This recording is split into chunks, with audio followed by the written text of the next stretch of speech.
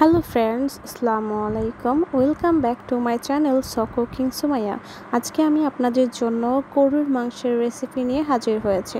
প্রথমে আমি 1 কেজি গরুর মাংস নিয়ে তার ভিতর পেঁয়াজ কুচি, লবণ, হলুদ, পেঁয়াজ, আদা, রসুন পেস্ট, শুকনা মরিচ পেস্ট, গরম মশলা পেস্ট এটা আমি শিলপাটাতে বেটে নিয়েছিলাম এবং ম্যারিনেট করে কিছুক্ষণ জন্য রেখেছিলাম। তারপর কড়াইয়ে পর্যাপ্ত তেল দিয়ে আগে থেকে ম্যারিনেট করে রাখা গরুর মাংসটাকে দিয়ে আমি কিছুক্ষণ কষিয়ে নিই, যতক্ষণ পর্যন্ত এরকমভাবে তেল না ছেড়ে দেয় মাংস থেকে। যখন মাংসটাকে পানিটা শুকিয়ে যাবে এবং এমনভাবে তেল ছেড়ে দেবে, তখন বুঝে নিতে হবে আমার মাংসটা কষানো কমপ্লিট হয়ে গেছে। তখন আমি ঝোলের জন্য পানি দিয়ে দিব পর্যাপ্ত পরিমাণে। আসলে আমি শিলপাটাতে বেটে রান্না করি এজন্য, যাতে টেস্টটা অনেক বেশি আসে, তার জন্য। আপনারাও বাসায় একবার হলেও ট্রাই করে দেখবেন।